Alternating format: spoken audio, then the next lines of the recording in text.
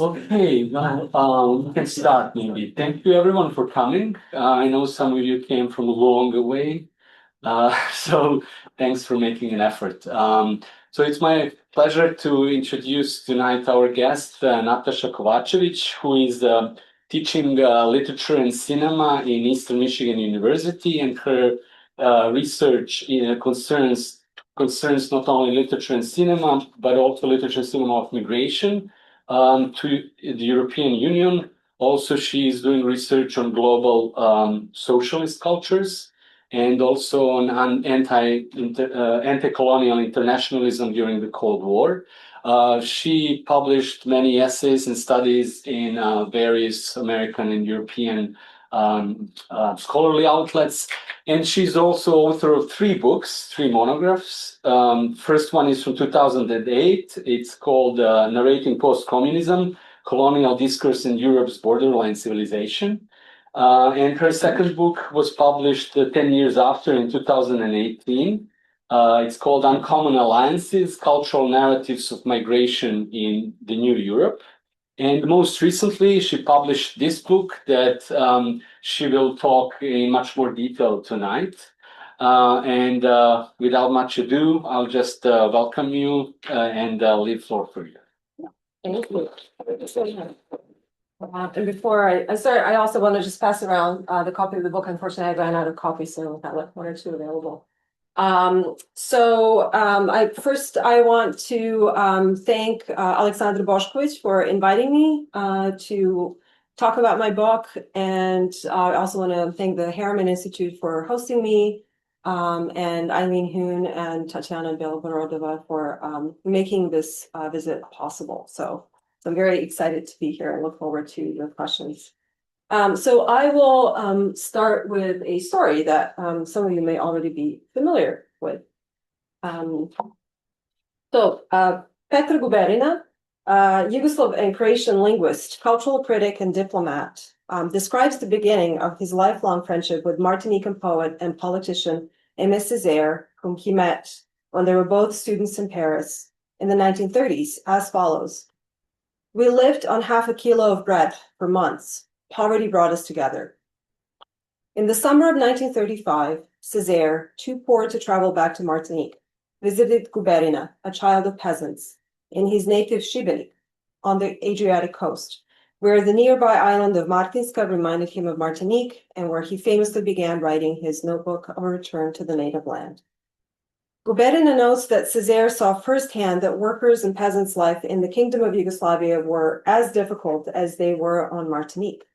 It was at that moment that Césaire understood that the battle against racism has to go hand in hand with a battle against fascism and human injustice.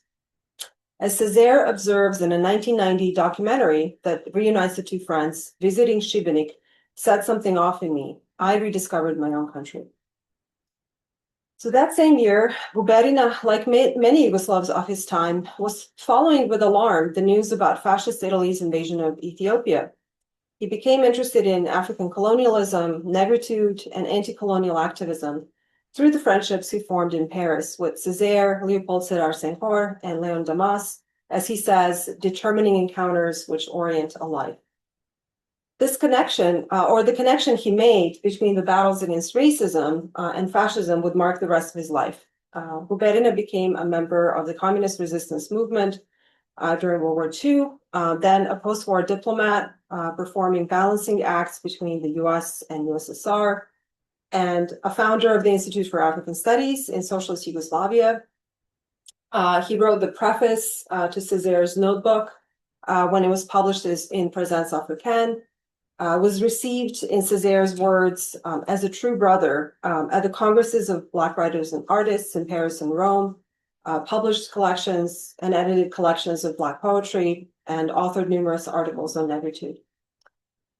So Guberina's biography is typical of this era. Many Yugoslav intellectuals' lives unfolded in similar ways against the backdrop of World War II anti-fascist struggle and concurrent communist revolution, and after the war, Yugoslavia's non-aligned foreign policy. Similar to newly independent countries in the global south, Yugoslavia was preoccupied with developing a multi-ethnic, socialist, and decolonial culture, and it saw itself as a country forged out of resistance to centuries-long Ottoman and Habsburg imperial rule, out of the popular struggle for liberation from Nazi occupation, as well as from exploitation by Western capital, and after the 1948 break with Stalin, of course, out of evading Soviet control. So seeking a third way alternative to Cold War bloc politics, it turned to the global South, forging political, economic, and cultural links with post-colonial states and anti-colonial liberation movements through the non-aligned movement, of which it was a founding member in 1961. So the non-aligned movement, or NAM, so NAM, the largest international alliance situated predominantly in the global South, spanned political and economic systems, uniting members in opposition to superpower politics and around policies of nuclear disarmament, active peaceful coexistence, anti-colonialism, and respect for national sovereignty. During the Cold War, NAM wielded significant leverage in the United Nations, UNESCO, and other international bodies, as it presented a united front against racism and apartheid in particular, and participated in developing policies that aim to reform the world economy along more equitable lines. So my book reconstructs the forgotten literary and intellectual history of this movement in general, and of Yugoslavia's non-aligned orientation in particular, which resulted in cultural exchanges, literary translations, and a host of prominent writers, journalists, and scholars traveling between East and South. So during the era of decolonization, as Césaire's and Senghor's examples show, questions of cultural politics, aesthetics, and autonomy were at the forefront of struggles for independent nationhood. Writers carried enormous prestige due to their statuses as both anti-colonial leaders and decolonial thinkers devoted to developing a new cultural expression and critical discourse. So we need only think of the intellectual influence wielded by Angolan poet and president Agostinho Neto, Congo's Patrice Lumumba, Martinique's and Algeria's Frantz Fanon, or Ghana's Kwame Nkrumah. We might also recall that the Indonesian president Sukarno recited Henry Wadsworth Longfellow in his opening speech at the first Afro-Asian conference in Bandung, while Ho Chi Minh quoted the US Declaration of Independence upon proclaiming Vietnam's independence. So in socialist Yugoslavia, too, a significant number of officials occupying prominent political and diplomatic posts were, like Guberina, writers, journalists, or scholars, and many had been communist partisans in World War II. So my goal is to illuminate the intertwining of culture and politics, especially the role played by transnational literary and cultural battlefields in Cold War political conflict. So I don't know if people have seen the documentary soundtrack to a coup d'etat, which is about American jazz diplomacy, or dispatching Louis Armstrong and Nina Simone across Africa to win hearts and minds at the time when they were also conspiring in the removal of African leaders such as Lumumba, on whom the film centers. So during the Cold War, the US Congress for Cultural Freedom, which was subsequently exposed as a CIA front organization in the late 60s, funded a number of prominent conferences, scholarships, and journals for writers from the global South, including Black Orpheus in Nigeria, Quest in India, and Hiwar in Lebanon. So in turn, the Soviet Union was the primary sponsor and a major influence on the Afro-Asian Writers Association, which organized congresses, published the literary magazine Lotus, and fostered solidarity among anti-colonial writers. So these sponsorships aim to further US and Soviet cultural and political agendas in some way, but as we know from recent scholarship, many postcolonial authors also managed to maintain a position of creative autonomy that eluded these agendas. So Cold War cultural studies have begun to turn more to the agency of actors located in the global South, going beyond the usual narrative of the conflict between East and West, between communist and capitalist aligned blocs. Even so, non-alignment remains an infrequent and marginal topic, except in Yugoslav or East European studies. And it is often passed over in favor of the 1955 Bandung Conference, the first meeting of the representatives of newly independent African and Asian countries, and of Afro-Asian solidarities that emerged from it. Of course, the many anti-colonial internationalist movements of this era are entangled and difficult to discuss separately. So non-alignment, in its ambition to present an alternative to Cold War divisions, and superpower influence both intersects with and diverges from other initiatives such as Afro-Asianism, tricontinentalism, and Pan-Africanism, for instance. So drawing on Yugoslav archives and reading across narrative genres, from fiction, diaries, and travel writing to reportage and literary scholarship, I trace from the 1950s to the 1980s the development of alternative epistemologies, cultural networks, and anti-colonial discourses, which witness and respond to critical Cold War events, fostering both intellectual engagement and affective solidarity with a decolonizing world. So most immediately, these non-aligned narratives attempt to reconfigure the understanding of the global for their Yugoslav audiences outside of established Eurocentric tropes and hegemonic Cold War bipolarism, as well as articulate the Yugoslavs' own internationalist sensibility, where their contribution to the struggle against discrimination, exploitation, and colonialism around the world is seen as an extension of their liberation struggle in World War II. So more broadly, I connect Yugoslavia with 1950s India, 1960s Algeria and Guinea, and 1970s Vietnam, for instance, to show how these spaces drew on one another as they entered into dialogue over literary aesthetics and engaged cultural work. So while many authors whose texts I include in my study are well known from publishing in other genres such as fiction, for example, Nobel laureate Ivo Andrić, also Grozdana Olović, poetry, Ospar Davičo, World War II memoirs, Radoljub Čolaković, and literary criticism, Svetozar Petrović. The aforementioned texts appear marginal to their body of work and have been almost entirely overlooked by scholarship since the 1990s, after socialist Yugoslavia dissolved into ethno-nationalist states, which have been erasing the history of both socialism and non-alignment.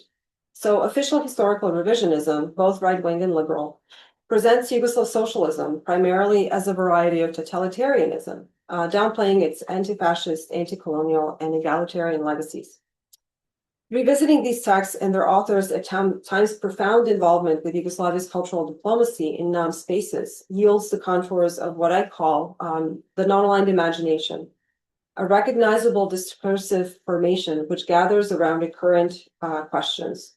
How does the confrontation with global inequality and racialized capitalism in the post-colony give rise to new forms of subjectivity? How does one do justice to marginalized perspectives in the act of narrating new nations? What enables or obstructs meaningful cultural exchange and literary translation among non-aligned countries? How can an engaged author be a successful traveler and also metaphorically fellow traveler and honor the non-aligned ethics of non-interference, non-imposition of one's cultural worldview? So Yugoslavia differentiated itself from the Eastern Bloc countries, in particular from Soviet ambitions, by refusing to proffer its socialist framework as a model for other NAM members to emulate. So instead, in the spirit of NAM, it emphasized, quote, the multiplicity of development paths that were to be based on specific experiences, needs, and traditions of each nation. So I address these questions, however, while making transparent the author's very privileged to travel and to represent. So while many of these non-aligned encounters were facilitated through state-coordinated policies that supported certain types of cultural production, there is a diversity of cultural discourses that exceed, modify, and even go against official NAM ideals. And so this is what recent scholarship has come to call non-alignment from below.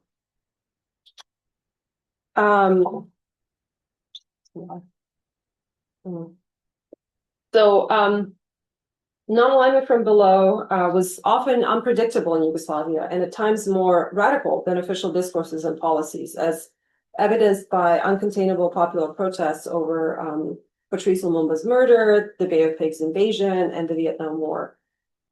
And Yugoslav intellectuals were also at times more progressive than politicians who were criticized by their non-partners because they didn't consistently pursue the causes of anti-colonial liberation. So while Yugoslavia, for instance, backed US-aligned Honduras in the 1980s, its literary journals were featuring translations of contemporary Nicaraguan poetry and discussions of Sandinista politics.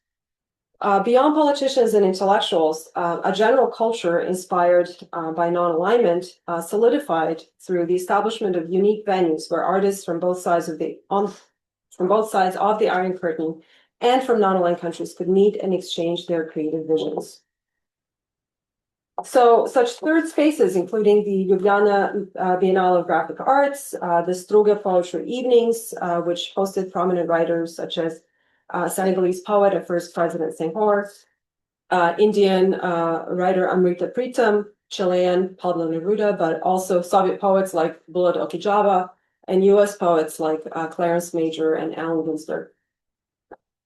The Avant-Garde Belgrade International Theater Festival, which featured Césaire's play The Tragedy of King Christophe in 1968, 2 years after his performance at the first World Festival of Negro Arts in Dakar, and 54 years before its North American premiere.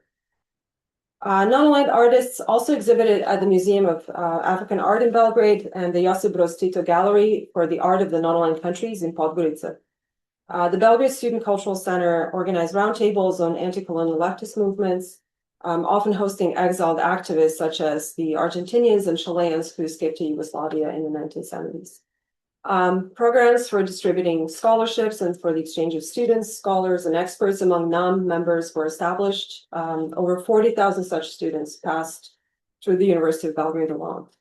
So efforts to counter informational imperialism, where a handful of Euro-American news agencies controlled virtually all global news, resulted in the cooperative non-aligned news agencies pool, established in the mid-70s, a news exchange platform that operated on the principle of barter.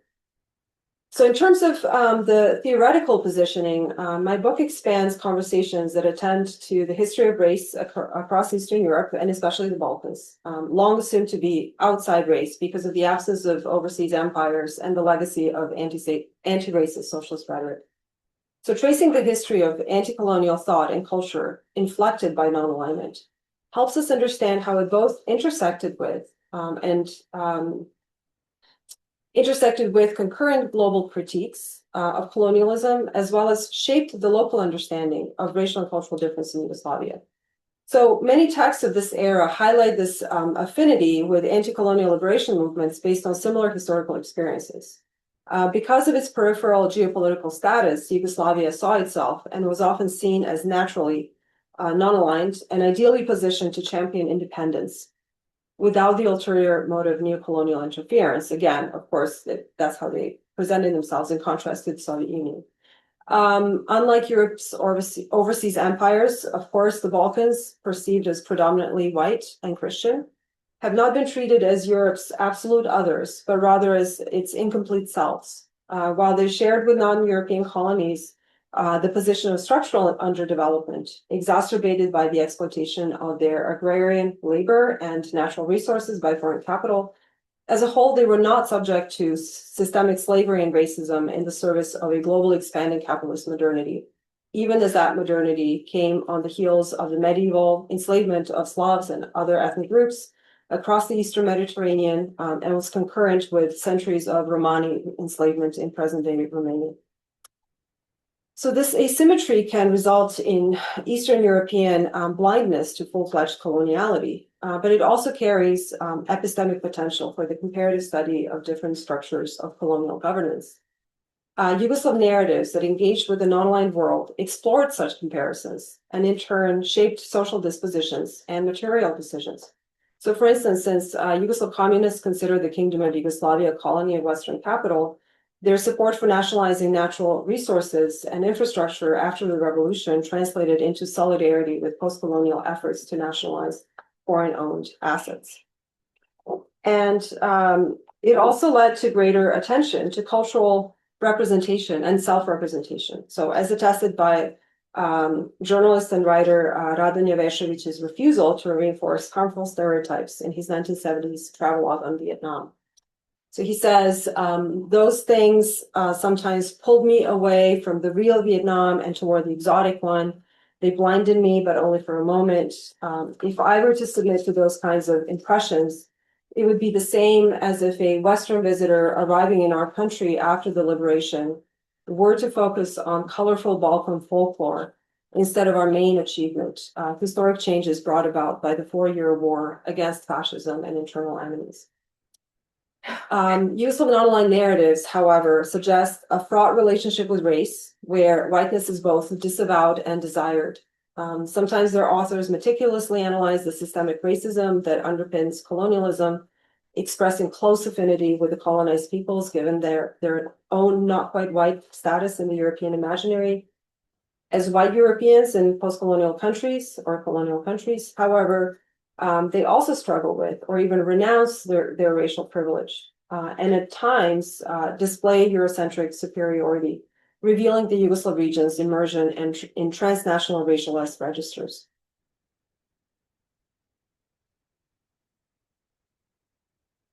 So I would now like to move to several examples of the types of literary and intellectual encounters I write about.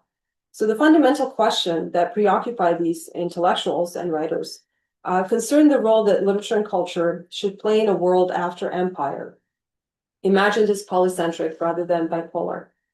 So in Yugoslavia, engagement with the non-aligned world inspired travel writing that galvanized support for anti-colonial revolutions, exchange and translation networks that connected peripheral literatures without metropolitan mediation, aesthetic innovations that tried to depart from Western modernism and Soviet socialist realism, and shared decolonial critical vocabularies that developed alongside material solidarities.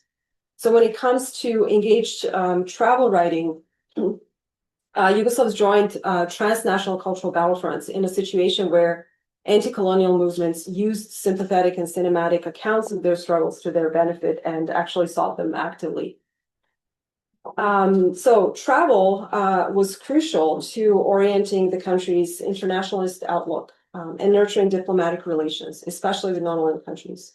Yugoslavia both executed and hosted an enormous number of diplomatic visits and developed an extensive network of consulates around the world.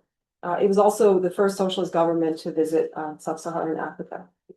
And Yugoslavia's mostly open-door tourist policy and Yugoslav's ability to travel to both blocs and non-aligned countries from the early 1960s onward resulted in literally hundreds of travel narratives about many countries. But I focus on the genre I call revolutionary travelogue, which illuminates the interconnectedness of narrative aesthetics, cultural diplomacy, and political decisions.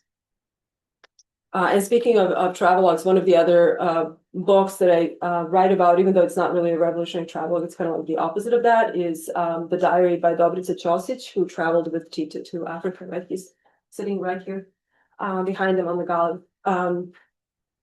So going back to revolutionary travelogues, they're revolutionary not only in that they document actual revolutions and liberation movements in Algeria, Kenya, the Congo, or Vietnam, for example, but also in that they intervene in representational registers by developing new cultural frames of reference that aspire to depart from kind of a Eurocentric travel perspective.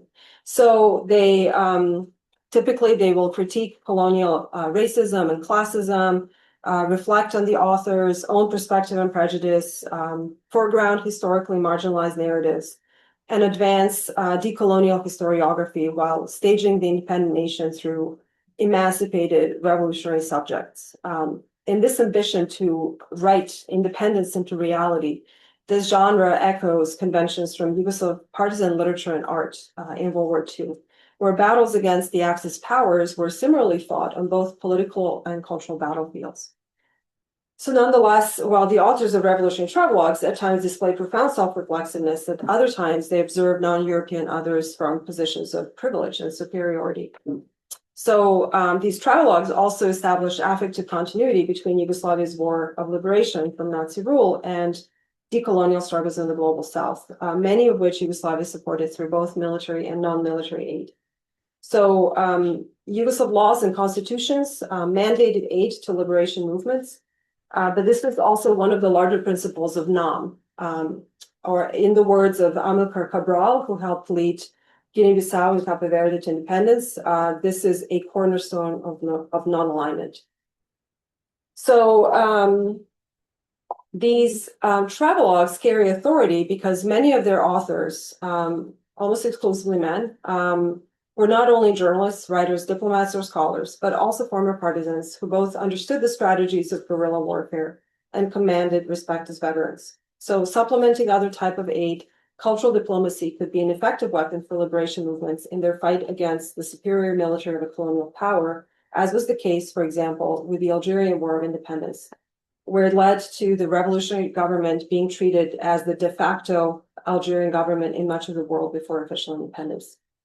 So Yugoslavia's support for Algeria's National Liberation Front, or FLN, helps illustrate the range of multiple levels of involvement. Yugoslav authorities offered political and logistical support, supplied the Algerian army with weapons, maintained the Red Cross field hospitals for wounded guerrillas and refugees in Tunisia, and provided humanitarian aid. The FLN, of course, represented the country at the first non-summit in 1961. Journalist and cultural worker Veda Zagorec was extensively involved in the film, media, and scholarly publicity that enlisted support for Algerian independence in her role as the Yugoslav cultural attaché in Tunisia. She oversaw the publication as a 3-volume monograph of the collected wartime issues of FLN's newspaper El Mujahid in Belgrade, as well as the dispatch of Yugoslav film crews to produce newsreels in Algeria. Algerian and Yugoslav crews collaborated on producing the footage of the Algerian army, portraying them as skillful and successful guerrillas, which challenged the stereotypes of French films that presented them as like ruthless terrorists that have no popular support, and they, portraying the French as benevolent colonizers. As you can really see this contrast actually in recent documentaries by Mila Turajlić, Nonaligned and Cine Guerrillas, where she juxtaposes the French and Algerian newsreels. And also she, in Nonaligned, she also contrasts the Yugoslav footage of the first Nonaligned summit in Belgrade with the US footage, which is very interesting. So the US footage has this kind of really mocking and racist tone, and describing the summit as a meeting of random nations, right? Like a collection of zoo animals. At this time, a number of sympathetic Yugoslav travelogues about Algeria, as well as political science and history books, emerged. So I will focus briefly on Zdravko Pečar, journalist, diplomat, and history scholar, and husband of Veda Zagorec, who published a number of books on Africa in general and Algeria and Egypt in particular, the last with Zagorec, combining reportage, political analysis, and travel narrative. So in these texts, Pečar analyzes racist discourses and their role in the maintenance of colonial hierarchies, includes interviews with African independence figures such as Nkrumah, Lumumba, and Fanon, and linking culture and politics, discusses Black arts movements, negritude poetry, and oral literary traditions, to mention a few topics. In his doctoral dissertation, which was published as Alger do Nezavisnosti, which you can see here, or Algeria until Independence in 1967, Pečar states that his goal is to write an anti-colonial history of Algeria that challenges its conscious falsification at the hands of not just French colonial rulers, but of European historiography, which considers Algeria as a land that has no history or tradition. So in this book, in addition to European, North African, Ottoman, and other books and archives, Pečar draws on contemporary decolonial thinkers, including Fanon and Ferhat Abbas, as well as a variety of local sources. So, for example, FLN proclamations from El Mujahid, unpublished military reports, prison diaries and testimonies, war memoirs, and interviews he collects as a, quote, participant eyewitness and daily chronicler of the war. The subsequent independence of Algeria and many other countries opened up the possibility of a new cultural politics, and travel became a way to establish networks of literary collaboration that would have been impossible earlier. So in the context of US and Soviet battles for cultural influence, staking out the third position was to engage in a practice of peripheral internationalism, which, at least in the Yugoslav case, unfolded between pragmatism, political conviction, and emancipatory idealism. So this third non-aligned positioning, for the most part, did not preclude cultural cooperation with either bloc, but it frequently assumed a detached and apprehensive stance towards both. Yugoslavia saw its role as a mediator between the blocs and the non-aligned world, as inclusive international literary events like the 1965 PEN Congress in Bled, or the numerous Struga poetry evenings testify. So for instance, although they were justifiably ambivalent about PEN as an organization dominated by the West, Yugoslavs approached this Congress as a third space that could bring together authors as diverse as Pablo Neruda, Miguel Angel Asturias, Jamil Amrani, Arthur Miller, Susan Sontag, and Leonid Leonov. This was the first PEN Congress hosted by a socialist country and attended by Soviet observers. Beyond attending literary festivals, cultural agreements between non-aligned countries made possible state-sponsored literary exchange programs or travel on a particular mission to make contact with writers, publishers, and editors, to discuss reciprocal translations and publications, to create alternatives to the literary markets dominated by major world languages. So indeed, creating independent publishing and translation markets was crucial, given that superpower cultural diplomacy actually retarded the development of local publishing industries, which had to compete against heavily subsidized imports. So according to Kenyan writer and publisher David Mailu, in 1972, the entire continent of Africa published 15 times fewer books than the United States or the Soviet Union alone. So these collaborative translation and publication projects often emphasize the importance of egalitarianism, respect for local preferences, and these kinds of acts of solidarity and generosity rather than like absolute kind of reciprocity. So for example, Ivo Andrić renounced his royalties for the translation and publication in Venezuela of his early 1930 essay on Simón Bolívar, and was praised for this gesture in the Venezuelan press. So the essay was posthumously published in Venezuela and Yugoslavia in 1982 and 1983, respectively, to mark the bicentennial of Bolívar's birth. So I will just briefly talk about this project as an example of enlisting certain literary works to support kind of non-aligned, and broadly anti-colonial politics, especially as the initiator of this translation was, former Venezuelan ambassador to Yugoslavia, Simón Alberto Consalvi, who of course was himself a progressive writer and journalist. So Venezuela was not an official member of NAM until 1989, but it was an observer at various NAM meetings, increasingly collaborating with the movement as it sought to establish its own economic sovereignty.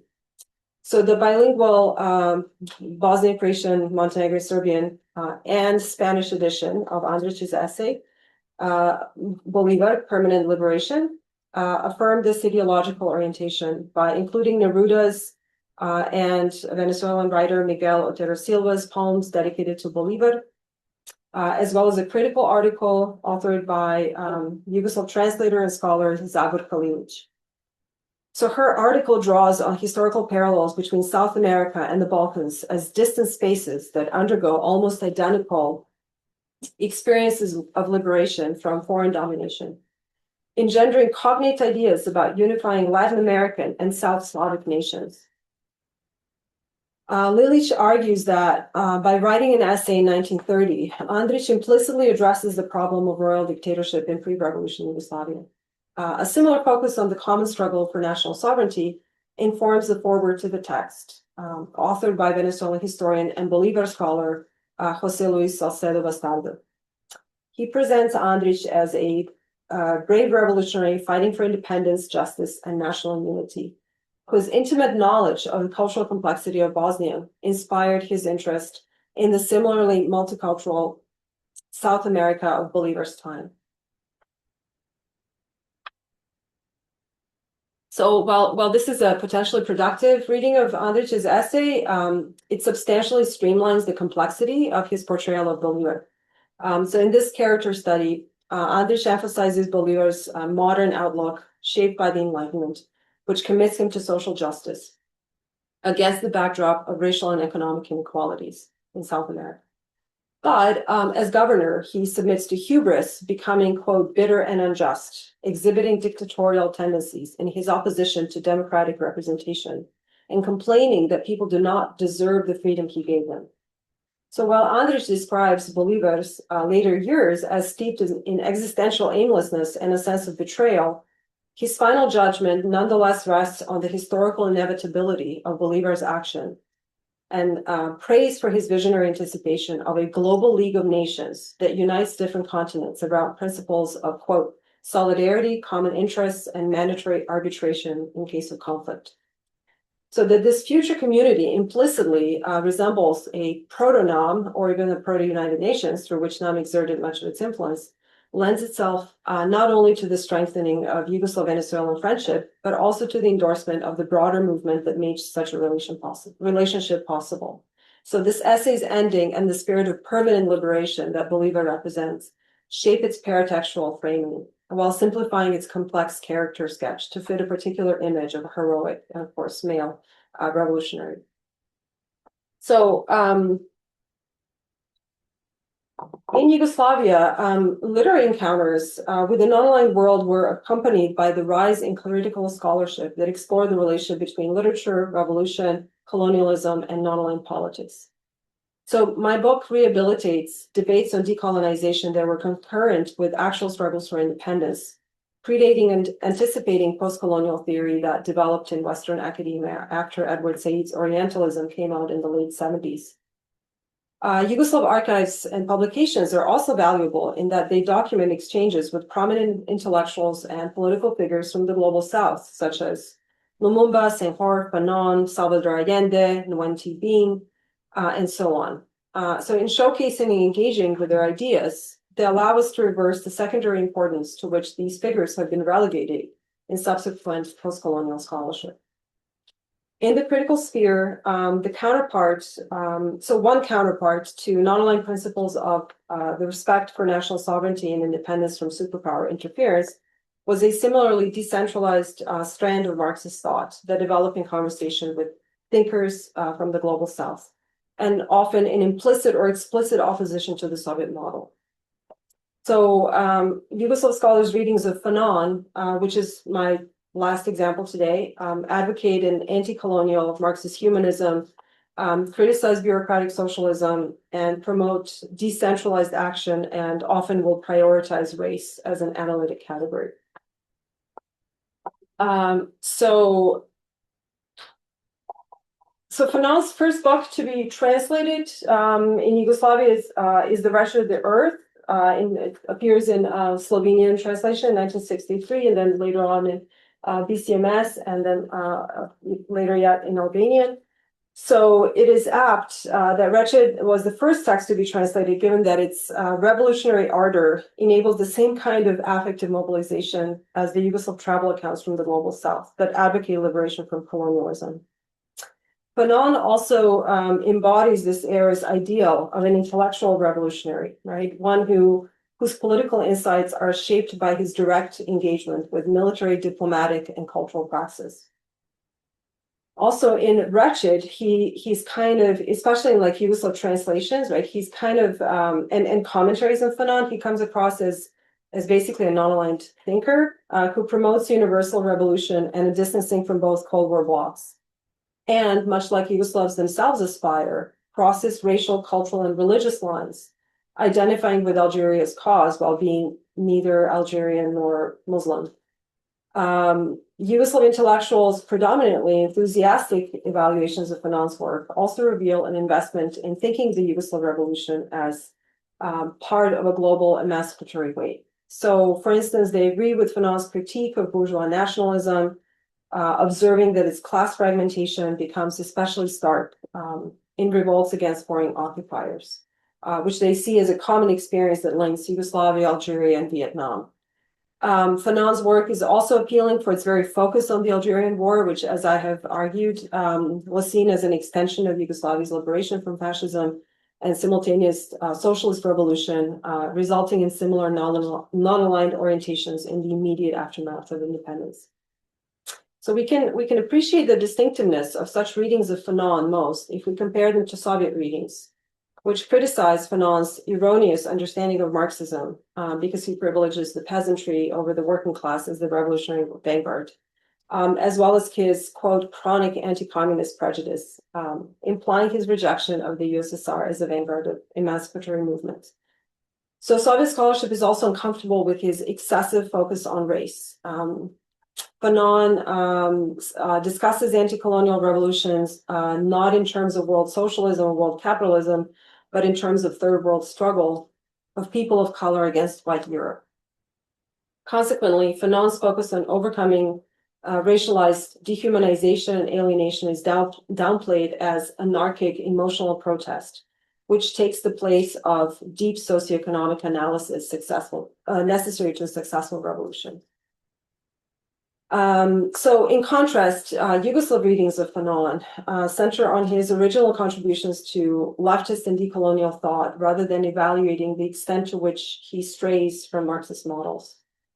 Praising Fanon's intimate, poignant, and even poetic analysis of the psychology of colonialism, Yugoslav scholarship reveals an investment in humanism, right, rather than structuralist deep socioeconomic analysis.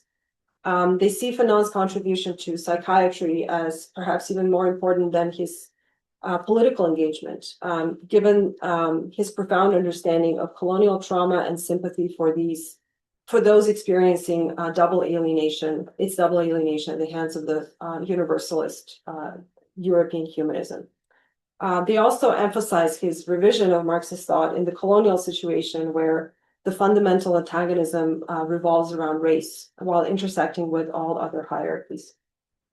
And consistent with non-aligned ideals, Fanon's greatest contribution becomes his practical demonstration that ready-made European models, especially of the Marxist land, cannot be neatly grafted on different social and political contexts. And it's interesting also if you read the translations and the way in which they change Fanon's language. Fanon often will use the term non-engaged or third world and so on. And of course, the Yugoslavs will consistently translate that as non-aligned, right?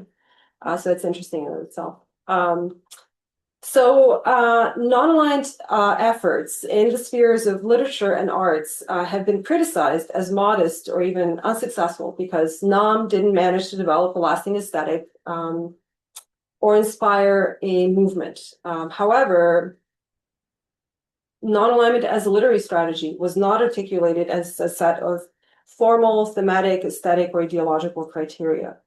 Rather, it designated a broad platform of what Vijay Prashad calls the poorer nations for acting in common, which always took into account material disparities in the production and dissemination of cultural narratives.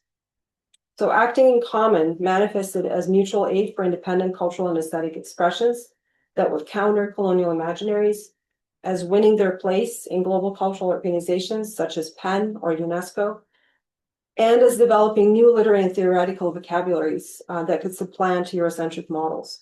So just to move to a conclusion, I argue that we should approach NAM as, among other things, a project of independent knowledge production, reversing non-aligned spaces' long-standing position as recipients of metropolitan epistemologies, technology, and expertise, whose material disenfranchisement disallowed their contribution to the global circulation of knowledge.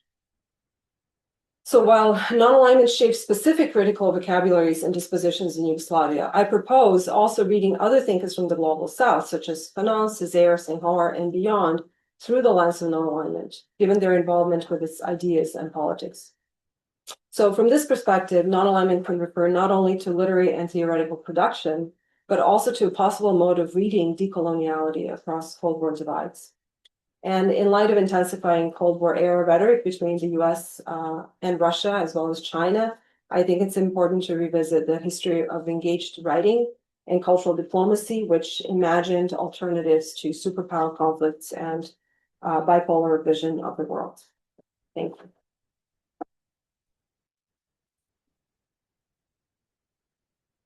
Thank you so much.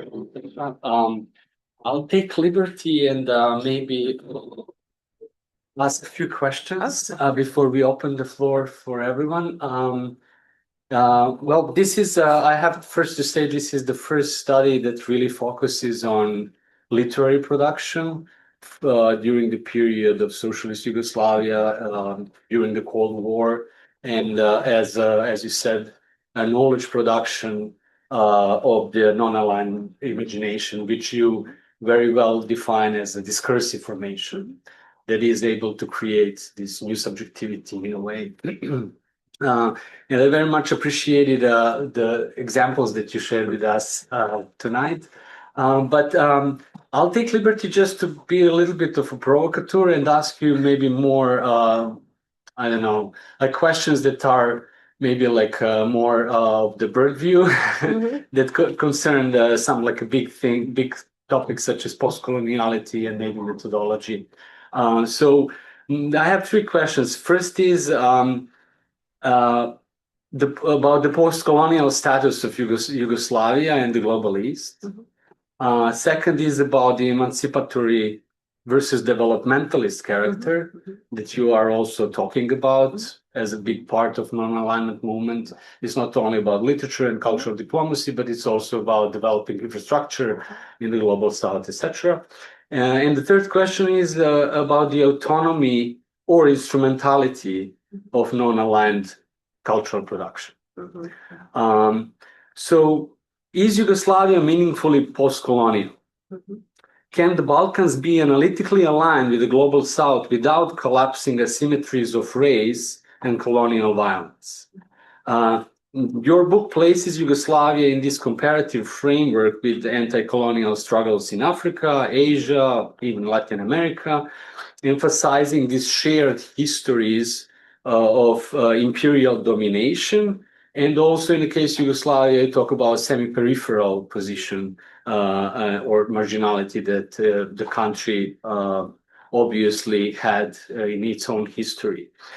So this raises for me like one of the theoretical tensions, right? That does Yugoslavia's, this, how you call it, inter-imperial past, including Ottoman and Habsburg heritage, does that past justify inclusion within decolonial paradigms? Does such a move risk flattering structural differences between colonial racial capitalism and European semi-periphery? And maybe you can start or with this one. Yeah. So I mean, I think it's really important to tease out the not the similarities, but like analogies, right? Rather than similarities because I really want to be, I'm hoping that I'm not flattening them. I'm trying not to flatten them by pointing out, right, like the kind of differences between colonial governance and imperial governance, right? But also kind of thinking about like some of the, so I think about some of the structural similarities, right, in terms of like, that would be in the kind of economy that benefits metropolitan centers, right, rather than the peripheries, right?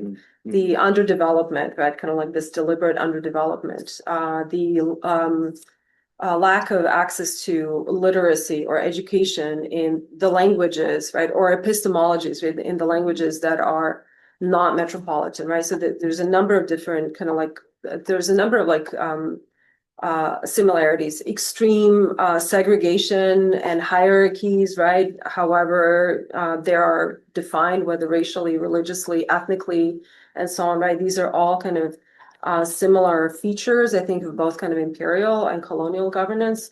But yeah, there is, of course, there are differences because Yugoslavia or the Yugoslav region is ultimately in Europe. And so it is part of the European cultural sphere. And so it has also been very profoundly embedded in these like racialized registers, right, that we can see, right? I mean, you know, today, of course, and also through the era of socialism and prior to that. So there is, you know, they're kind of like the lesser whites, but still, right, like a lot of the same kind of racist language has traveled, and a lot of the, again, if we think about the European cultural sphere, right, like scientific racism, right, was also kind of imported and developed, and then also like within. We were also parts of the many countries along the Adriatic coast, right? We're also kind of nodes on the slave trade routes. I mean, we can think of from that perspective as well. We can think about that legacy, right? That we can see in the contemporary cultures. And then especially people like within, Austro-Hungarian lands in particular, right? In Austro-Hungary, they had like very definite imperial ambitions in Africa and other places. But, we can see a lot of lots of Bosnians, Croatians, Slovenians also who participated in various ways in imperial adventures, right? Like whether as scientists or economists or merchants, right? So it's really hard to say that they didn't, that they're somehow like just colonized and that they didn't like actively participate, right? So I think it's both, but I think it's important to kind of talk about it. At the same time, right, we can also think about the term decolonization, which, some people argue this was the first time this was used for the decolonization of Eastern European countries, like when the big empires started falling apart. And so we can reflect on that. Mentioning in the book the year 1936 or maybe 1920s. 20s, yeah. The British archaeologist or ethnographer is mentioning in relation to the former actually Ottoman and Austro-Hungarian Empire. Right. And we can also, and I think Lukáš Stanek, right, who wrote the wonderful book about architecture and global socialism, he also talks about like historical sources or historians and economists in like Czech and Polish lands, right, who very much compare the economic situation of these places to places like British India or China, right, or other spaces that where like the standard of living was actually pretty comparable, right? So I think that's also something that we need to keep in mind, right? So I absolutely agree. I think that we should not be flattening it all. I mean, there are many differences. Especially when we think in terms of like cultural discourses or epistemology or race, right, and identity formation.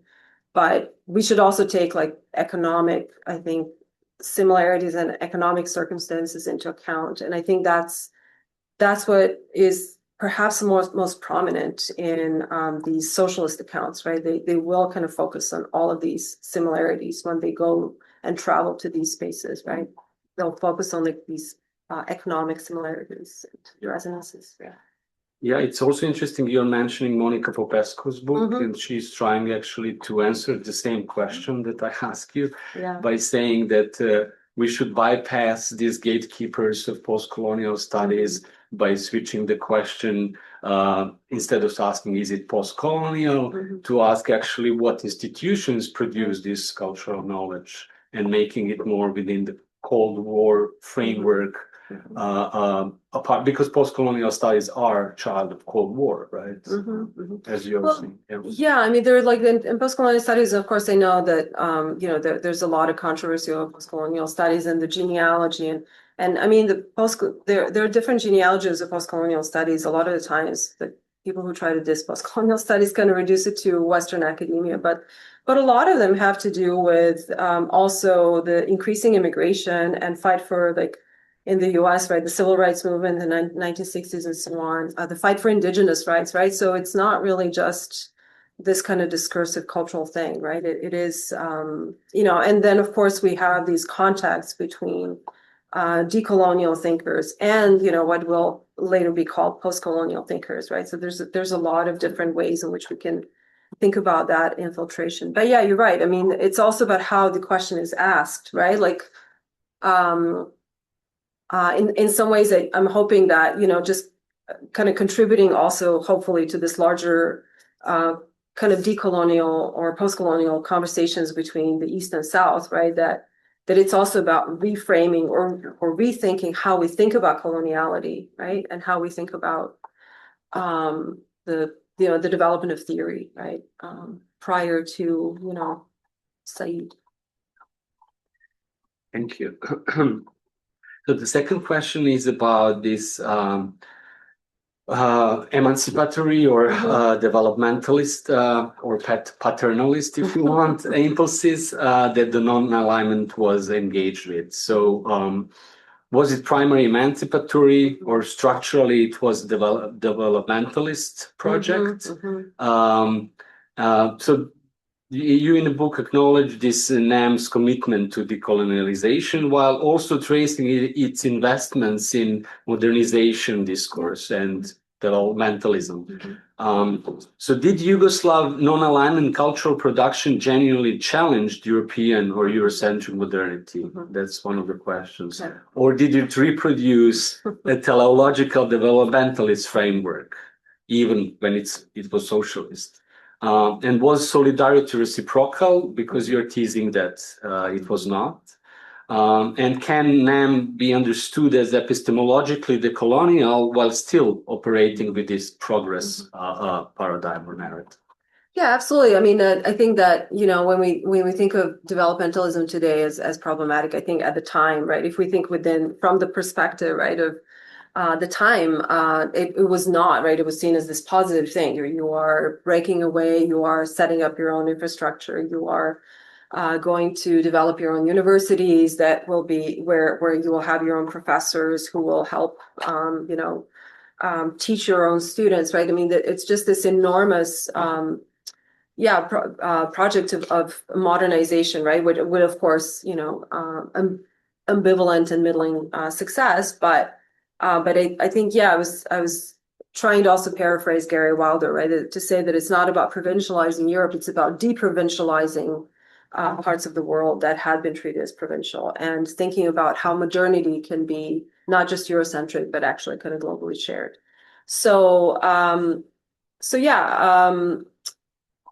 I mean, it's also kind of interesting to think about that question, right? Like, what is the alternative at the time? What were you supposed to do, right? I think of my conversation that I had with Masha Salaskina, who writes about this also in World Socialist Cinema, where she talks about this, like, also developmentalism and modernization, also, from a critical perspective. But she also says, after World War II, when the Soviet Union like rebuilds and develops and modernizes, it's not just about trying to emulate some sort of abstract Eurocentric ideal. It is literally a strategy of survival because the country is completely destroyed, right? So we can think about, a lot of postcolonial spaces that would have been also equally completely destroyed, like with the withdrawal of funding, infrastructure, everything else, right? And how that played itself out. At the same time, yes, I agree. I think that if we think about this in retrospect, we know that there's that developmentalism was also incredibly hierarchical and unequal, and we know from UN reports and so on that it tended to instead of like benefiting certain like marginalized communities, whether they were like indigenous groups or like women, for instance, who would be unemployed or did not have access to education, that it didn't really do that, right? Like, it didn't actually bring emancipation. So I think that we need to think about it also like realistically, materially, what did it do? And also, like, what are the ecological costs, right, of that, which I think is only now kind of being researched, right, and explored. So, but yeah, in cultural discourse, I mean, of course, yes, it is hard to kind of think outside of Eurocentric categories, because there is a teleological discourse of where we want to arrive once we are developed. Okay, thank you for that. And the third question is this relationship between the culture and geopolitics during the Cold War. So was non-aligned cultural production autonomous, instrumental, or to something in between? So this is also a question that maybe requires a little bit unpacking, like the previous one. So your book argues that literature, travel writing, scholarship, literary scholarship, that is a chapter on Sveta Petrović that is very interesting, festivals, intellectual exchanges, that they all form this non-aligned imagination that exceeds actually state policy. And some of the examples that you shared with us show that definitely. But were these cultural networks genuinely non-aligned from below, as you claim, or were they extensions of the state-sponsored diplomacy, which was in some cases necessary for them to actually unfold? So can we separate this affective solidarity from the Cold War structural strategy? Anyway. This is a really great question. And yeah, I mean, if you think in terms of just people who would, I mean, of course, everything was supported by the state, right? All of these were supported by the state. And sometimes they were not supported by Yugoslavia, right? But like with Sveta Petrović or other people, they received Indian, or like other non-countries scholarships. So it really, so in some ways, I mean, yeah, they were kind of selected, right, to represent Yugoslavia, but in a way, Yugoslavia couldn't really control what they were gonna do there. And you can see this actually, Sveta Petrović's diary, because he constantly complains about how he cannot get through to like anyone in like the Yugoslav diplomatic circles. There are examples also even with travel writing, even with Zdravko Pečar, right, who like assumed positions in his writing that were kind of complicating, right, or kind of going against the Yugoslav authorities. Like he wrote very negatively about Juari Boumediene, who replaced Ben Bella, right, who was great friends with the Yugoslav government. And when the coup in Algeria happened, right, in 1965, the Yugoslavs, they just kind of like switched, okay, great, now we're just going to be friends with Boumediene, right? But Pečar was like virulent about it and like criticized him over and over. And so he actually was reprimanded for that. But if you read his books, the critique of Boumediene is still there. It's still there. So, so you can't really, there's just like so many different things that it's hard to say that they really controlled everything very closely. And then we have these literary kind of friendships, and I'm just now like researching more some of the friendships and some of the connections, like the one I was just writing an essay about Grozdana Olović and Amrita Pritam, trying to take further this relationship that I see. And there seems to be, right, like they met on like, I think, so Pritam was in Yugoslavia 3 times, Olović was in India twice. She collaborated with Pritam, she collaborated with Ageja, well-known experimental writer. And they had, so if you read both Olović is writing about Pritam's work, whose work she translated, and also Pritam's like diaries where she talks about Olović. It's hard to really distill this as like state politics. That they're very intimate. So there's also this sense of friendship. And then another thing that you can also, I think, see this in the relationship between the Macedonian poet Aco Šopov and Leopold Sedar Senghor. Like if you read Šopov's poetry, it's such an homage to Senghor, and it's almost like rereading Senghor from like a Macedonian perspective. It's kind of this like extended dialogue that he has with him. Of course they would have met because Aco Šopov was he was Yugoslav ambassador to Senegal while Senghor was president. And so they knew each other, but he also translated him from French into Macedonian, and a bunch of other people also translated him. And then he wrote like a number of poems, right, that were kind of engaging with Senghor's poetics, with the Senegal's landscape and so on. So I feel like these are really intimate. The act of translation itself is intimate, right? But like these kinds of homages are really kind of fascinating to think about. Yeah, it's interesting that you mentioned that, because a week or so ago we had here Aleksandra Perisic. Great, yeah. Well, she writes who writes about friendship, right? In relation to the same material, some of the same materials, and especially Macedonian poet that you mentioned, who was, I didn't know he was an ambassador to Senegal. Oh yeah. She's using like a completely different approach. It seems like she's more on Davidian kind of concept of friendship, doesn't go so much into these entangled phenomena and histories that you are trying to unpack, where I would say the state sponsored projects go hand in hand, or sometimes versa, these cultural figures whose cultural diplomacy functions in much more kind of intimate way. But thank you so much. I'll leave it here and then open the floor for everyone, anyone interested in asking a question, giving a comment.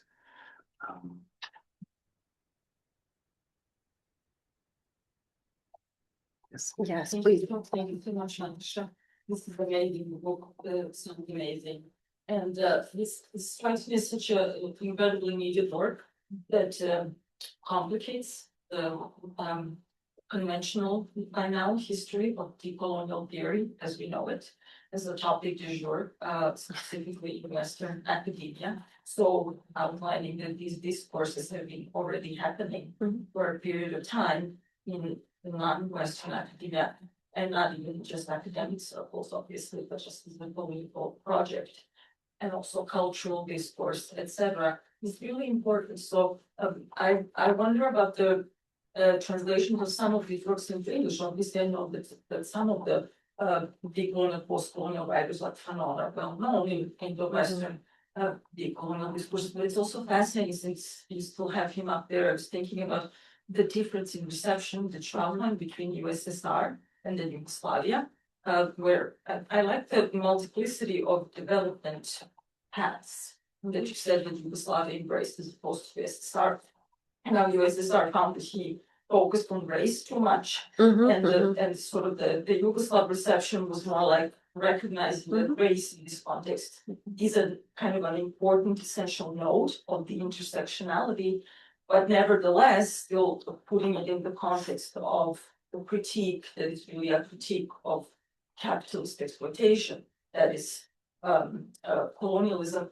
And in the Western context, Fanon's interpretation of Fanon's works mostly focused on race, to the extent that often the material aspect of the critique of capitalist exploitation are erased altogether. So I wonder if you can say more about this concept in the context of what I just said, peripheral internationalism. Is this something that was used, or is this something that we now have to kind of use as a framework to switch the lens to argue for knowledge production that are coming from the so-called peripheries, differently constituted as centers of knowledge production? If you can say more about that. Yeah, I mean, I don't think I took that. I think I just kind of developed that phrase, peripheral and internationalism, just to kind of focus on these peripheral and semi-peripheral spaces, right? And actually, they did. I mean, it is, of course, one of the difficulties is that I'm reading a lot of these things refracted through Yugoslav archives, right? But I'm also reading their translations, right? They're translating a ton of texts, right? Like they're featuring a bunch of texts in like Naše teme and Kulturistikum and so on and so forth, from, which are also kind of thinking about the peripheral positioning, right? And how they can contribute and what they can say. And so can you just kind of repeat your question real quick? I'm just kind of trying to figure out like what, whether I should talk about, do you want me to talk about like the Fanon a little bit more, or like how to, yeah. I'm just thinking about reframing the center of knowledge production. And your book is obviously going to be a very important contribution to that, but it's almost like an archiving of something that's already there that needs to be recentered, that's sort of deliberately forgotten in a way that Western academia conventionally tends to forget, non-Western spaces, and specifically histories that are non-capitalist histories of teleological development. Right. Yeah, absolutely. I mean, if you think about this knowledge production, I mean, there are books about colonialism that, I mean, this is like later, in the 60s and 70s. I mean, there are books about colonialism that go back to like 1947, 1948, like Koloni and Isat, right? And so they already talk about like anti-colonial movements. And of course, this is not new because they're communists were in the interwar period, right? They were reading Gandhi, they were reading Nehru, they were reading all sorts of anti-colonial activists, right? So this is not really, but it was kind of like a very marginal, right, topic. And then after World War II becomes like the dominant kind of paradigm, right? Social paradigm. But yeah, I think that, I mean, partly the reason that I think this is not really known about in Western academia is that it's just not in the languages that are widely accessible, right? And I don't think it's even like this deliberate forgetting, or it's just this, to use Ann Stoller's term, which I really like, is it's colonial aphasia, right? Like you don't even know that you don't know it, right? Like you just you can afford to not really pay attention to these other histories or other discourses. So I think that part of it is that, right? Like there's just simply like, outside of the kind of epistemological vision, and that it's not accessible. And also within the region itself, a lot of these texts are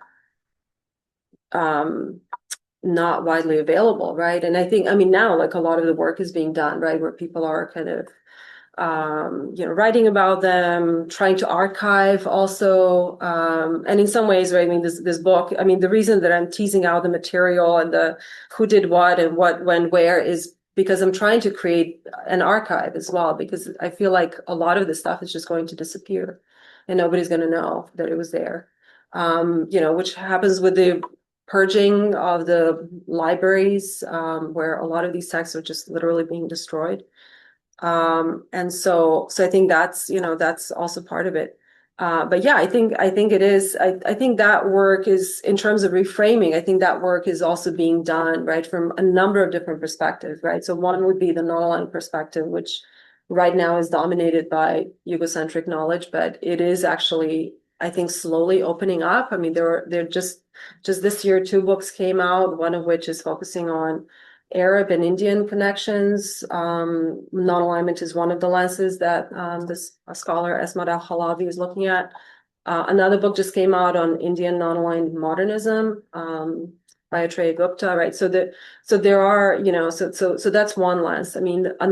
Other types of reframing are, of course, various Afro-Asian connections, the East Bloc, the East and South kind of reframing from those kinds of perspectives. Tricontinentalism is another big frame, right? So I feel like there's a number of different frames, right? It's not just non-alignment, but in some ways, like, yeah, the non-alignment in a way transits through all of these. And so it's kind of this absent signifier, right? Whenever I read about all of this, whenever I read all this scholarship, right, they will just say, oh, well, some of these countries were non-aligned, but then non-alignment just becomes this kind of position of creative autonomy. And I'm like there's not this entire movement, right, in this entire material history. So it's kind of interesting how that in of itself is just this absent space that a lot of scholars, unless they're from Yugoslavia, really don't engage with. Thank you for the question. Mm-hmm. Thank you. I have 2 questions. The first one kind of relies on both questions that what people asked you before. Curious, what would you say is the main context for Yugoslav intellectual exchange? Because it seems to me it's like a informed impression that the non-aligned politics was mostly going through some of the Yugoslav sources that I read, my impression is that they're performing mostly for the West. Like the non-aligned is mostly the, for example, when it comes to Ioannis Nobel Prize, that there's this framing of Yugoslavia primarily for the West as someone who's different from the Soviet Union. So I'm curious about that line of how non-alignment, through the sources that you went through, how is non-alignment communicated, and is the West the main recipient or the main frame? Mm-hmm. Given also that it's easier, the intellectual exchange between the West and Yugoslavia was more vibrant and it's closer, it's part of Europe, as you said. And the second part, I was curious because I see the Albanian translation, but they're published in Yugoslavia. Mm-hmm. Yeah, it was in 1984. So in just relation to that, it's not your topic, but I was curious about how I was the first thing that came to my mind when I saw the Albanian translation in the mid-80s was how it informed the Marxist Leninist group, the KLA, that turned to the CIA funded Coastal Liberation Army that was originally Marxist Leninist. So I was just curious about how those like anti-colonial texts could inform some of the like either minorities or like some tensions inside not only Albanians but also like some other ethnic groups that felt some kind of unjust treatment. Sure. Yeah. Thank you for for those questions. Yeah. This is a really good question. So, I mean, I was focusing, I guess, mostly on exchanges among non-aligned members, so I can't really speak too much to how they represented themselves to Westerners, right? I mean, they, other than, you know, kind of playing this balancing game, right? Like, so for instance, that would be obvious in situations where, like during the war in Vietnam, right? Yugoslavia had an enormous anti-war movement, which was probably more grassroots than it would have been, let's say, in Poland or any, you know, Czechoslovakia or any Eastern Bloc country for a number of reasons that I don't need to go into because it's a tangent. So, you know, while Yugoslavia, of course, like ideologically, it was supporting, you know, Vietnam, politically, whatever, it was supporting Vietnam, and of course the travelogues and the culture, right, was in support of Vietnam, but when they orchestrated anti-Vietnam War protests, right, they were also kind of trying to tone down the anti-American rhetoric, right? So it's like we don't want to piss them off too much. So at the same time, like the Americans were actually they were complaining to, you know, the American ambassador was complaining that there was too much anti-American rhetoric in the newspapers, right, and to tone that down a little bit. So they kind of had to play that. I think they were trying to kind of play those balancing acts. And I know that in some of the hairier situations, like also the situation in Congo, right, when Patrice Lumumba was killed, Yugoslavia did not really get involved, right? I mean, they supported, of course. I mean, this was just a huge shock, and they absolutely supported the Congo and saw what was going on. But because it was just such a minefield, they decided to kind of like withdraw rather than just go all in as they did in Algeria, right? So that, you know, which also I think has to do with the fear of losing Western support, right? So it's kind of like trying to kind of play those two. When it comes to, so a lot of the exchanges I have seen is just how they talk to different partners, how they negotiate, what they talk about, especially how they position themselves, right, at these cultural festivals, right? So they will kind of parasitically infiltrate themselves into the Afro-Asian Writers Association congresses, right, which are funded by the Soviet bloc, right, and also Egypt later on. And they say, okay, we're going to go there to like talk to writers from non-aligned countries, right? So we're going to use it to we're going to like network on the side, right? And kind of wrest them away for the non-aligned cause, right? So I mean, it sounds kind of silly, right? From the contemporary perspective, but I mean, this is kind of what they did, right? So there's that. When it comes to the question of translation, so you know, all of these, the people who were, we shouldn't actually focus on the dates of translation because a lot of these people were read in the original, you know, like, so before Fanon was even ever translated, right? Like people just read him in French, right? Or they read him in English translation or whatever.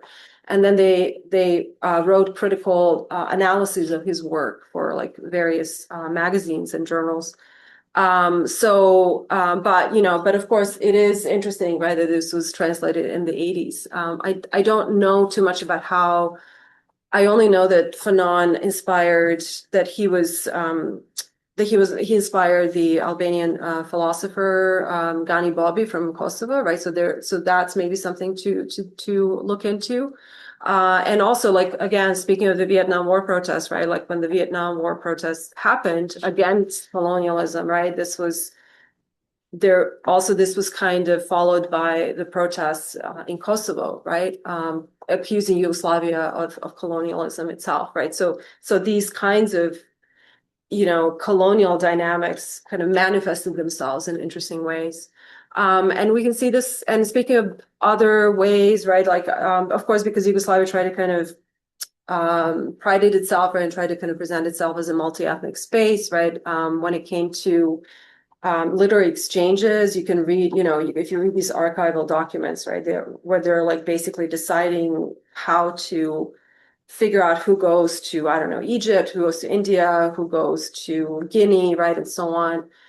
There's always this there's always this principle of multilingualism and making sure that everybody's represented, right? So, for instance, right, if you send like a 3-person delegation from Serbia to China in the early 1981, as happened, you send one person who's Serbian, one person from Vojvodina, who's a Romanian language writer, and one person from Kosovo, who's Albanian, right? And they represent Serbia. That's it. So that was one thing. But on the other hand, with the like the Bled, for instance, Pen Congress, or like Struga poetry evenings, these were specifically hosted by the smaller, cultures and smaller languages within Yugoslavia in order to kind of like advertise to the world, right, that Yugoslavia is a multi-ethnic country and so on and so forth, and affirm the specificity of these cultures and languages, which is kind of like similar logic that the Soviet Union had, right, by focusing a lot of the AAWA conferences in Tashkent, right, or in Central Asia. I also remember that you're mentioning all these institutions, which are, that you told us today about Ljubljana Biennale, about Macedonian poetry, Struga poetry evenings. You're also mentioning Museum of African Art established in Belgrade. But I'm curious why there was Tito's Gallery of Non-Aligned Art, why it ended in Titograd or Podgorica. Did you come across any archival materials that explain that? Not necessarily archival materials, but secondary materials. And there are people like Nataša Bošković and other people who actually are working on curating and collecting materials on this. This was imagined to be kind of like a non-aligned museum, where all the non-aligned, different kinds of artists from non-aligned spaces would donate their artworks. But it was also imagined as a space where they would not just exhibit, but also be artists in residence, where they would have workshops. And not imagined, they actually did that, right?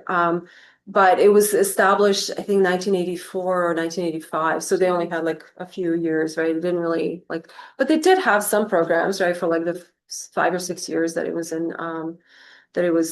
going strong. So, but it was imagined, right, kind of as a space that would, which is interesting to think about, like what would have happened if Yugoslavia had not fallen apart, right?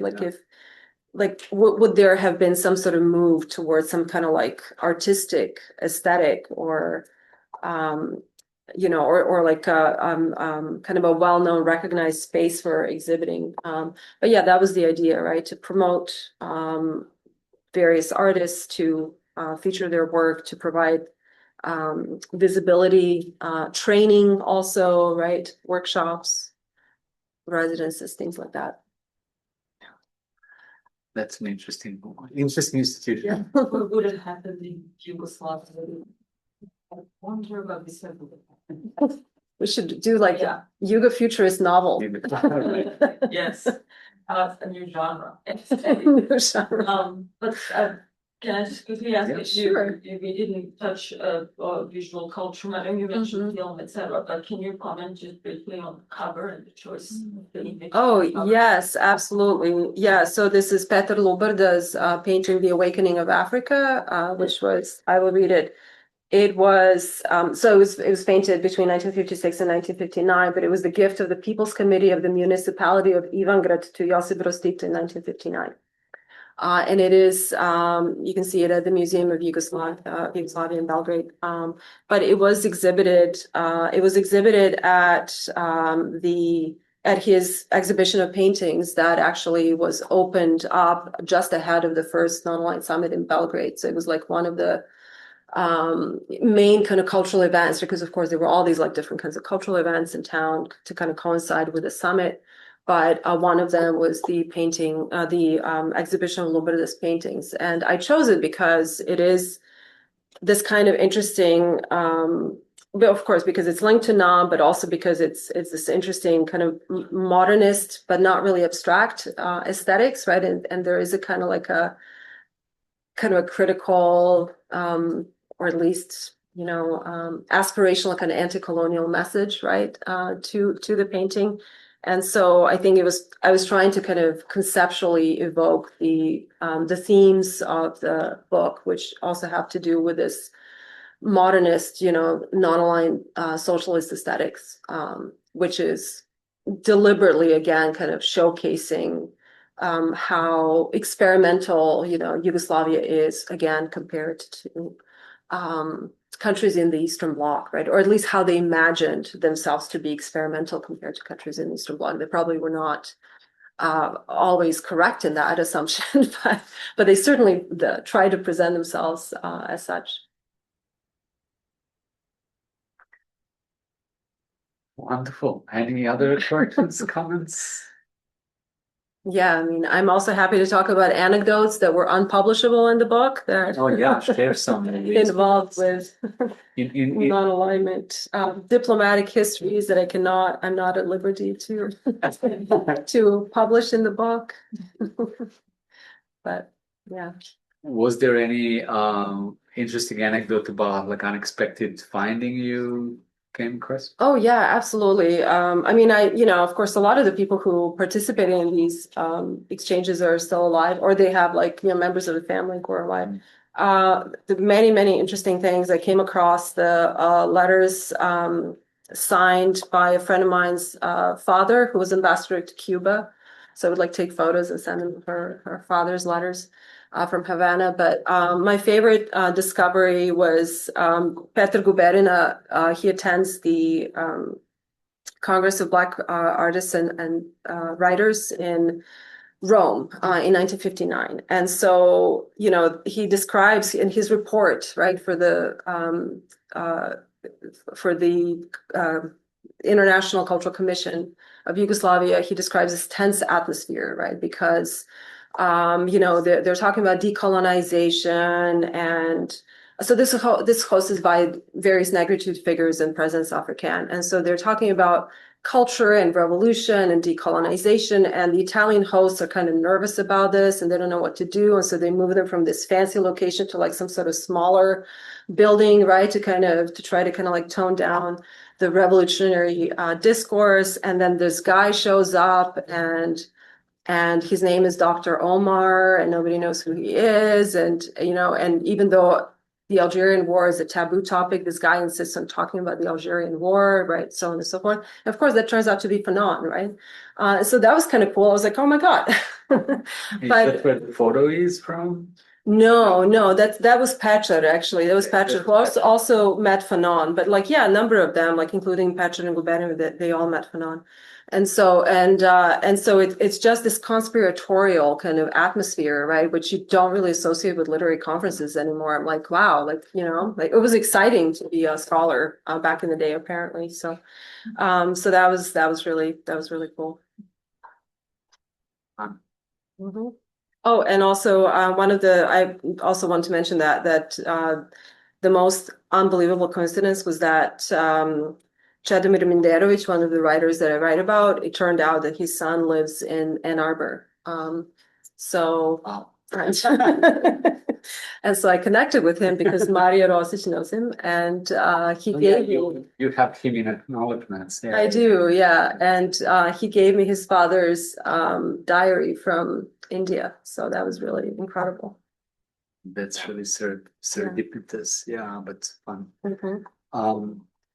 But yeah, do you maybe do you think it would be productive to have a bigger conversation on non-aligned imagination or cultural production from non-aligned countries that kind of includes all of these books and the authors that you mentioned towards the end who are doing Arab and Indian context? Yeah, I think so. I mean, we'll see what else comes out, right? I'm just kind of now, I think they're now kind of appearing more and more. So we'll see. So I'm hoping that the trend continues. I've read both texts and I know both scholars. And so with the first person, Esmat Al-Halabi, I think there's a lot of overlap because he's actually interested also in non-alignment as kind of the production of knowledge, right? As this kind of as in terms of the thinking about it as an intellectual discourse rather than as like a political strategy that failed or, economic strategy that didn't go very far, or something like that. So it's more about thinking about how these forms of knowledge can be used or how they kind of carry over, right, into the future. And I think there's a lot of the figures that he writes about, actually, I mentioned them in my book too, maybe not in great detail, but there's a lot of overlap. So absolutely, I think that would be really helpful. That would in a way kind of open up a little bit like Yugoslav perspective for comparative analysis and for exchange, or that cultural production of that cultural knowledge that is maybe more surprising or more experimental than we could, envision its outcomes. Yeah, absolutely. I mean, I would love for that. I mean, in some ways, and I think we all do as much as we can. Like, I do want to move more towards like a comparative framework, but I think I wanted to kind of figure out where Yugoslavia comes from first, right? Before like you can kind of then engage and think about other comparative frameworks. But I do kind of want to see like how a lot of this stuff is also kind of reframed or decentered from others' perspectives. And then there are other scholars like Agustin Kosovsky, who is working on South America. He's working on like exchanges between Yugoslavia and various countries in South America, primarily I think Chile and Argentina. So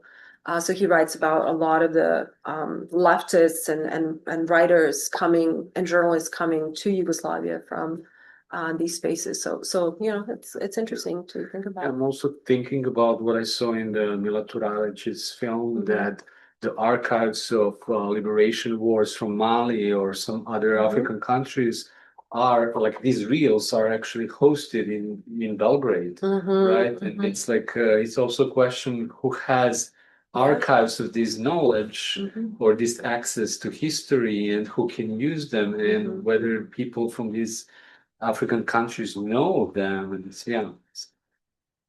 yeah, absolutely. I mean, I remember like she said that the question of like ownership is really fraught, right? Because they were kind of collaborating all this. So like who actually owns this material, right? Like it just ended up in Serbia, but also like, does Serbia own it then? I mean, is it a rightful heir to, first of all, Yugoslav like cultural production, but second, like how does one think about that? So yeah, you were absolutely right. And I feel like we're all kind of like working with individual archives that are already kind of like either disappearing or inaccessible or, have all sorts of holes in them. So yeah, we'll see what happens. There's also some initiatives, I think, in former Yugoslavia to think about preserving some of these texts, right? Like a lot of the texts that I write about, as many of you will know, if you have tried to look something up from this time period, unless it's canonical literature, like you have to buy them on like eBay or Cupindo or like those kinds of secondhand